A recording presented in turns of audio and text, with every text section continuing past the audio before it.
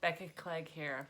I wanted to talk to you guys today about a quote that I came across a long time ago, like a couple decades ago, give or take. And that is something like, it won't be verbatim, but you're probably not responsible for the wound, but you are responsible for the healing. And let me talk to you about this for a second, because when I first heard this, it went down like a tough pill to swallow. I did not care for it. And I don't know, it was just like an instinctual response. And I've since had a lot of time to think about that a lot. And I know why I didn't like the quote. And it's because of the way that I viewed the word responsible.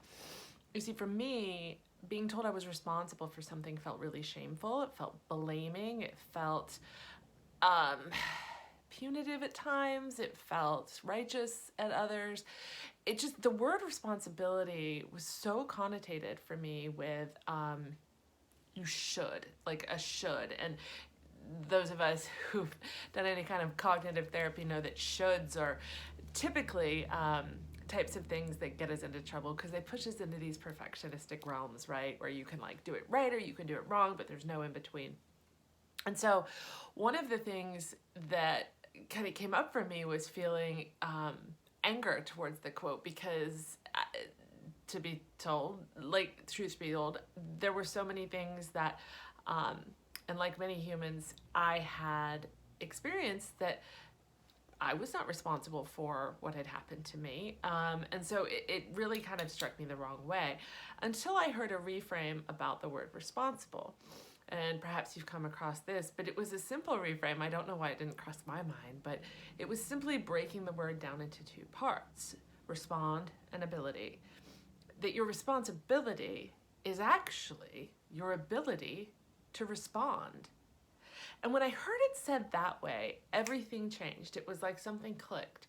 Because what I recognized was that responsibility isn't a should, it's a power.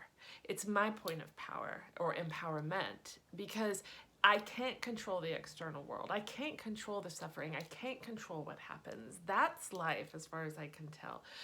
But I can control what happens next. And my ability to respond to what happens to me is powerful. And so to be able to hear that quote through a different lens where I hear, no, I'm not responsible for the wound, but I do have power to decide what comes next.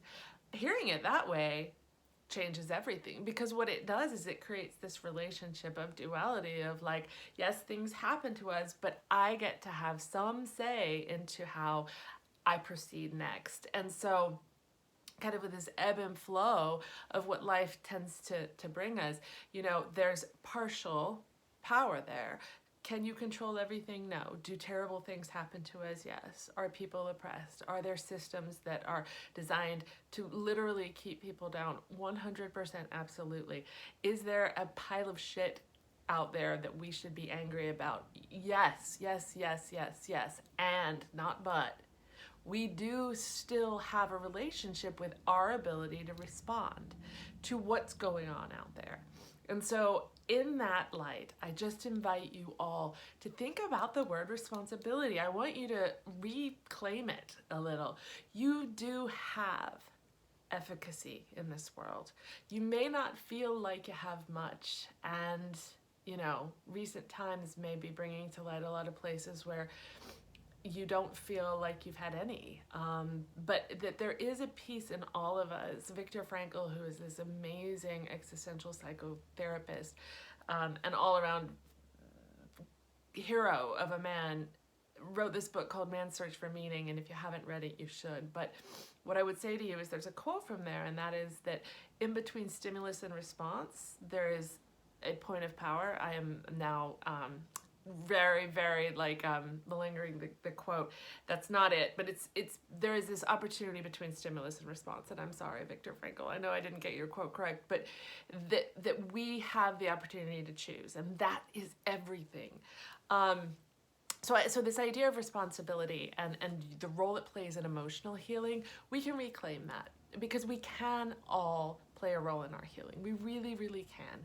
I know some people have more privilege than others, and I recognize access is limited, but even then, I want you to hear that you still have a point of power that's inside of you and that nobody can take that away from you.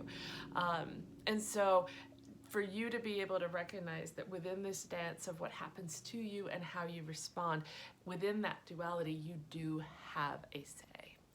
And I highlight this because I am focusing on trying to bring to people and bring to light all of the many ways we can heal. And there's so many ways, and there's so many resources and access to resources out there now with the web and just things people are putting out there.